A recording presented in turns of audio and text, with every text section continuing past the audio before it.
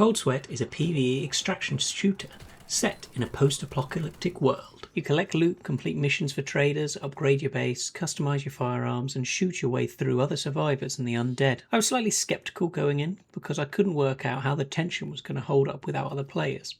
Someone in chat asked the exact same thing while I was streaming. But it does hold up.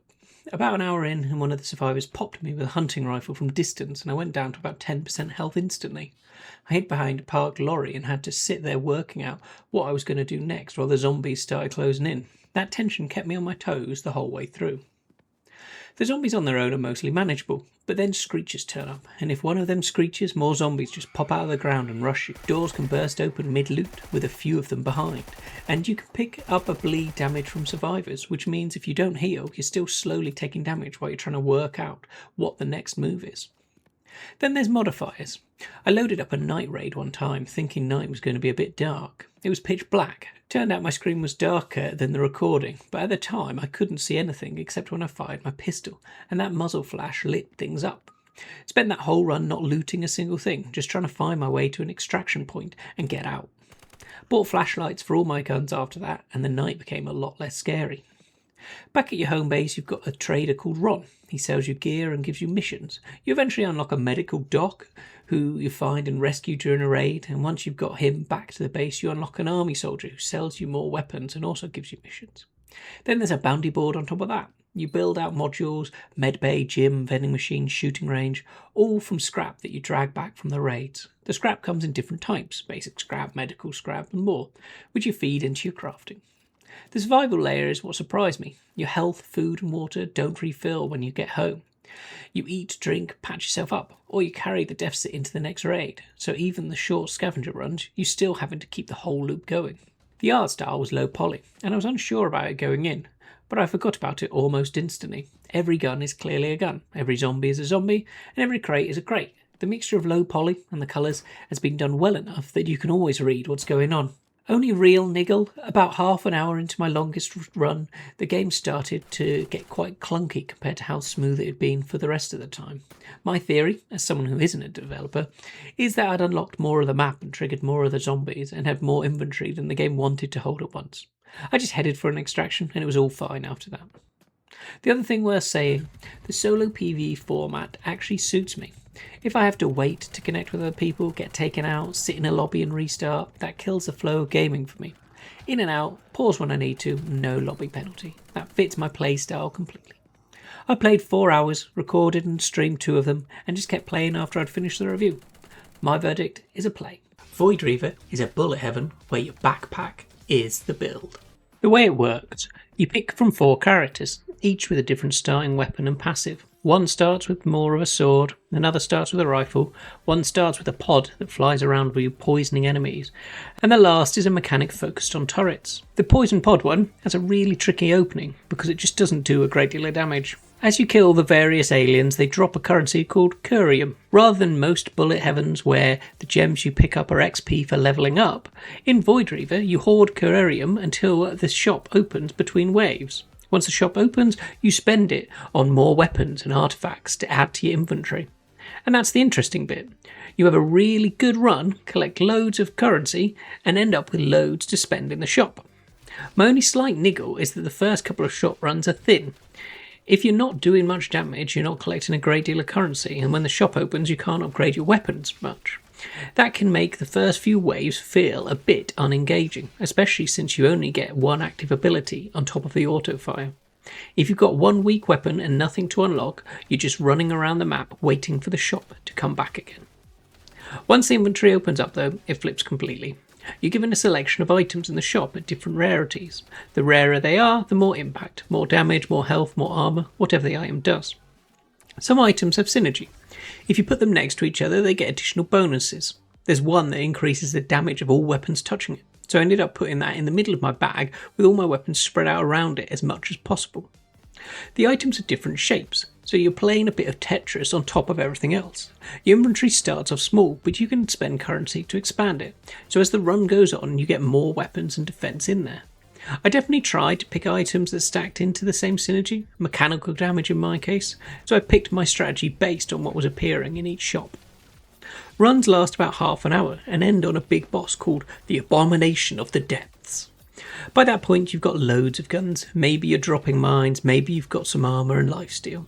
There's one character special I didn't work out until later on, so I spent the whole run not using any active abilities at all, just spent the half an hour running around and dodging, trying not to get hit. And even then it was still really engaging. I died twice in total across 2.5 hours and completed the demo on 3 of the 4 characters. The meta progression layer is the second currency called Void Shards. You spend these on either upgrades for your ship, which applies across all characters, or upgrades to specific characters. Because I was sampling the roster, I focused on ship upgrades. I only found that tree just before my last run, so the first few runs were basically vanilla. One thing to note about the demo, it doesn't handhold you at all. The character bonus stats are listed but not explained, and it wasn't clear to me that I was collecting and waiting for a shop until I spotted a little trolley icon creeping along the top bar signalling the shop was coming soon. Once that clicked though, the loop made sense. Sound and feedback are strong, and for the genre that often turns into number soup, I could always still tell what was hitting and what my build was doing. My verdict is a play. Castillon, a little bit tower defense, a little bit city builder, a little bit RTS, all wrapped up in a fantasy setting. 2 hours in, I cleared the first 2 levels and got obliterated on the third. You start with a town centre and a wizard you control directly. You can pick from 3 mounts, a horse, a flightless owl, or a spider. I always played on the spider. During the day you ride around collecting resources, stand next to a rock, press space and collect some stone. Same for trees for wood, berry bushes for berries. You can do it all manually like that, or you can build your lumber mills, quarries and berry patches and let villagers do the collecting for you. You need to build houses to raise your population cap so you can starve those collectors. I tried one run leaning hard into the economy. The first couple of nights were rough because my defences were thin, but the resources coming in later made the following waves a lot easier. You can also build barracks for some soldiers and an archery range for some archers, and a celestial statue that spawns an angel to hover around defending you. And there's stuff to do out on the map. Enemy camps you can go and clear during the day for chest rewards. Then night comes and the waves start. The enemies are varied. Fast runners that ignore everything and a beeline for your town centre. Bats that fly over your walls you don't have yet. Generic mobs that just swarm at you. Ogres and catapults that hit harder and are meant to grind you down. The wizard gets spells through upgrade picks. Mine is good, drop it, 3 seconds later it explodes. Meteorite is the one I kept reaching for because it wipes out a whole wave of weak enemies as they swarm through. It's almost useless against the ogres and catapults, so you still need towers and troops to beat the heavy stuff. If the wizard dies, you respawn back at the town centre after 8 seconds. I did more than one kamikaze meteor run, charge in, drop it, get absolutely annihilated, respawn. After every wave you get an upgrade choice in the town centre. 3 cards to choose from at a town centre level 1 and more choices as you level up the town centre. The cards are randomised and that's where a lot of the strategy is decided for you. One wave you might get walls, a marketplace, a healing shrine offered. Another wave you get nothing you actually want. You can always re-roll with green gems if you can afford it, and that safety valve is what keeps a bad draw from wrecking the run. Green gems come from killing enemies during the night. They're the re-roll currency for upgrades. If a building gets destroyed in a raid, you can either reclaim the wood and stone it cost to build, or spend green gems to just rebuild it. You also have separate magic crystals you can feed into your towers.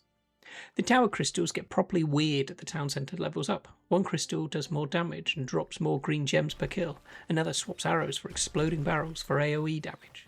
There's an ice shot. As the town centre grows, you can stack more crystals inside your tower.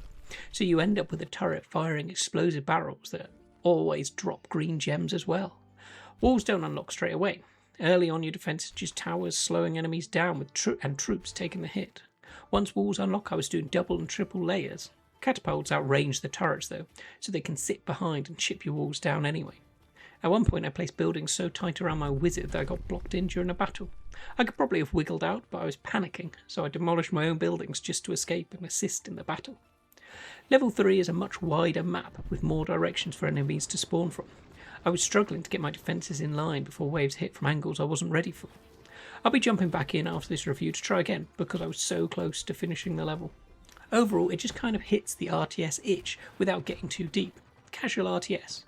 I don't think it's really a tower defense in the classic sense. You use towers to defend, but the loop is more around the wizard and the random upgrades than the lane routing. My verdict is a play. Horror Scenarios, the Redwood Estate. You and your partner Kim drive up to a spooky mansion on a stormy night. You've been called out for something, but you don't know what.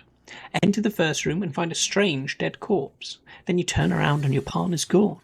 You spend the rest of the demo solo, trying to work out what's going on and trying to find Kim. It's a top-down for most of it, and the top-down art is really nice. Actually does a lot to hold the attention on its own. Then at key points it switches to a watercolour third-person shot. A body, a room, something you're meant to look at. That change in the camera is one of the standout things. It breaks up the top-down long enough to properly land whatever it is showing you. The music and sounds have been done really well. Played with headphones for sure. There's a lot of atmosphere in the rooms where nothing is actually happening on screen, and that's basically all sound doing the work. You slowly unlock different parts of the map. Rooms are sealed behind different keys, so you spend a bit of time finding the right keys before you can push through. The minimap fills in as you go, so you can trace where you've been, and you do a lot of doubling back to the same rooms, just with different context each time. You're armed with a pistol and a baton to start with. Later you find a knife, which comes in handy for slashing through things. I got stuck at one point because I thought a door was covered in toxic slime, but it was actually just vines, and once I got close enough, it promptly told me to slash it with a knife. That was my only real bit of confusion. There's some puzzling in there too. One of the rooms is a bookshelf with colour-coded slots, and you find matching books scattered around the map. I never completed it in the demo, and I'm not sure if you actually can finish it, or if it's part of the full game. Combat is where the skill check is. Melee is really tricky if you don't time your hits right. Spam it and you get eaten pretty quickly. Time it properly and you knock them back. Ammo runs out fast on the pistol, so I switched to leaning on the melee to conserve what I had left. That took me getting used to it, but it was on me and not the game. Tension-wise, they've absolutely nailed it. You walk around for ages seeing nothing, then a blood splatter, then some noise, then a door bursts open and something comes out. I'm not entirely sure they're zombies. They've got heads that open up with long tongues that come out. I called them zombies, but there's clearly something more going on. At one point in my run, I thought I'd found my partner dead. Turns out it was someone else with the same coloured hair. That completely reset my brain for the rest of the run. I stopped being sure of what I was looking at. I played it with the save point system. You can only save when you get a specific desk, so you have to go and find one before you can bank your progress. I completed the demo in a playthrough of about 2 hours. At the end there's a cutscene that teases more of what's coming in the full game, and there's enough there to make me want to play the rest. The only real friction I hit was learning to time the melee, and that's a me problem.